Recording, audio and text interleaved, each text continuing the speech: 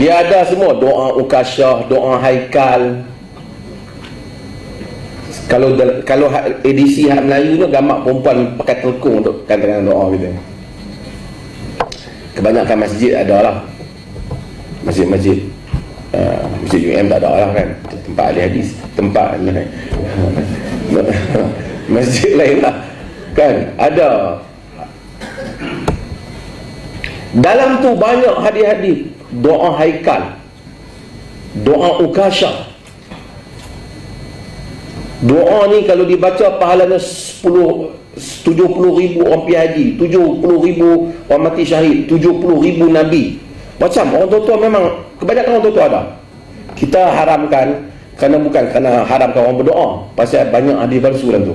Kita keluar fatwa tak benar kan, tahun 2007 fatwa pula. Pasal buku tu memang banyak benda-benda macam tu.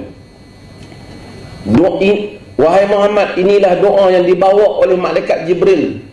Inilah doa yang dibawa oleh malaikat Jibril kepada Nabi Muhammad dengan katanya, wahai Muhammad, inilah doa bahawa sesiapa yang tidak mempercayai ia, maka kafirlah dia.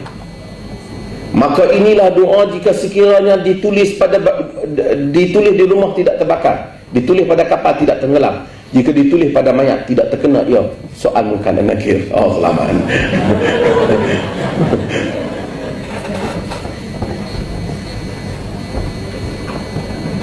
Doa tu banyak kaitan. Ada negeri kita kata buku ni tak boleh pakai, dia kata kita wasabi. Tak ada kaitan. Buku tu memang hadis dalam palsu.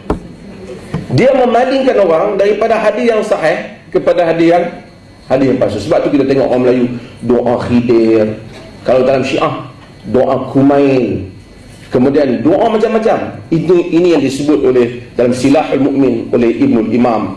Kata dia bahawasanya kerana hadis-hadis palsu ni menyebabkan orang tinggal doa-doa yang indah yang ada dalam Quran dan hadis. Tanya Profesor Datuk Dr. Zulkifli, indahnya doa-doa yang diajar dalam Quran. Padanya ada akidah, padanya ada adab, padanya ada akhlak, padanya ada makna kerohanian, macam-macam. Tapi orang tak boleh baca, nak cari senjata untuk lebar buku senjata, sebab palingkan mereka daripada doa. Sebab tu antara benda yang disebut duka cita, kita sebutlah contoh. Assalamualaikum warahmatullahi wabarakatuh. Sobat-sobat semua, saya Refli Harun.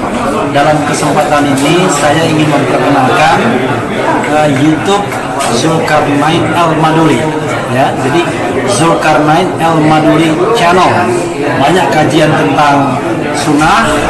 Mudah-mudahan sobat-sobat semua berkenan untuk mampir ke channel ini, ya, untuk kebaikan kita bersama. Wassalamualaikum warahmatullahi wabarakatuh. Assalamualaikum warahmatullahi wabarakatuh.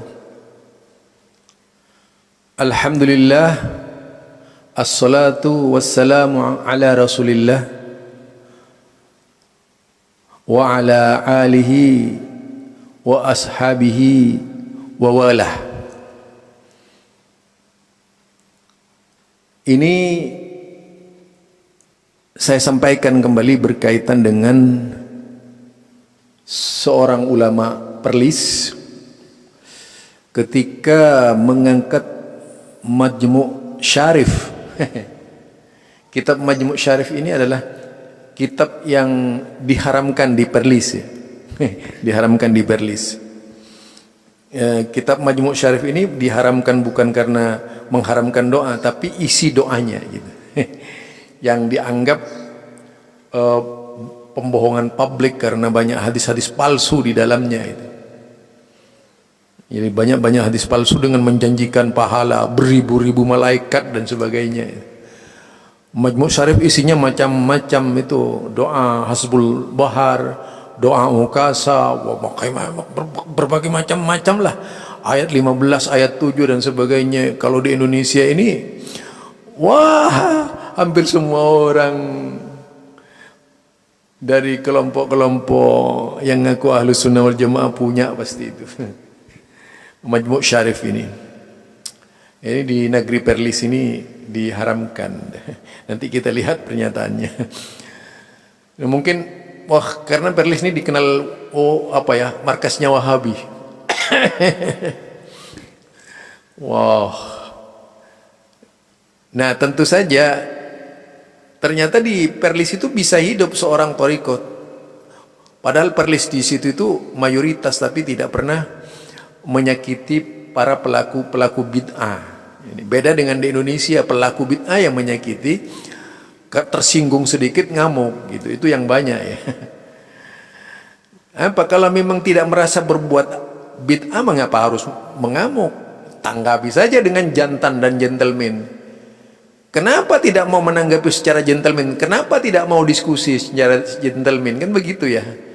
Jadi itu kalau memang tanggapi aja. Ini kok dunia terbuka sekarang, globalisasi. Semuanya tidak ada yang ditutup-tutupi. Mengapa harus ditutup-tutupi gitu kan? Nah, jadi bukan main wah bubarkan. Bahkan ada yang lucu itu dianggap masjid diror. Kalau dulu kita lihat di Rasulullah yang disebut masjid diror ini masjid yang merusak ajaran sunnah. Nah, sekarang justru ajaran sunnah dianggap masjid diror oleh petua kiai misalnya itu. Ini aduh, petua kiai ini bahaya ini. Jadi apa ya, berkedok ahlus sunnah wal jamaah tapi tidak tahu artinya ahlus sunnah wal jamaah. Dia bersembunyi di balik ucapannya, tidak mau menampakkan wajah aslinya. Ini bahaya itu. Nah, di situ kalau kita lihat. Nah, jadi Majmu' Syarif ini di mata ulama Perlis itu dianggap bisa menyesatkan karena memang di dalam isinya itu berbagai macam hadis-hadis palsu tadi yang menjanjikan pahala-pahala besar. Kemudian didatangi ribuan malaikat kalau baca ini, ribuan malaikat kalau dibaca ini semua ada di Majmu' Syarif ini. Nah, di Indonesia Majmu' Syarif bahkan menjadi salah satu penghasilan ya yang dijual dan dicetak ulang dalam berbagai hari-hari tertentu, terutama hari-hari kematian itu dilakukan. Nah, nanti kita lihat seperti apa Majmu' Syarif itu akan saya tampilkan Majmu' Syarif ya. Itu. Jadi perbedaannya sekarang orang takut melaksanakan sunnah Nabi. Kenapa saya katakan takut? Berapa banyak sunnah Nabi yang terdapat dalam kitab dzikir Rasulullah itu tidak pernah diamalkan oleh mereka itu.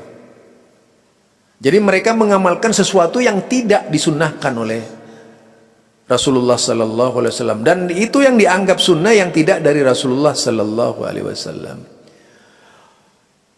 Jadi kita repot berhadapan dengan mereka. Ini yang tentu saja perlu pelurusan bahwa ajaran, coba kita lihat para imam empat lah. Imam empat ini imam yang sungguh bersih dari bid'ah itu. Tidak melakukan amalan-amalan bid'ah. Mereka itu kalaupun melakukan amalan kemudian agak berbeda karena memang berdasarkan perilaku para sahabat sebelumnya. Tapi tidak ada yang sampai berlebih-lebihan seperti orang sekarang ini yang ngaku-ngaku ulama itu.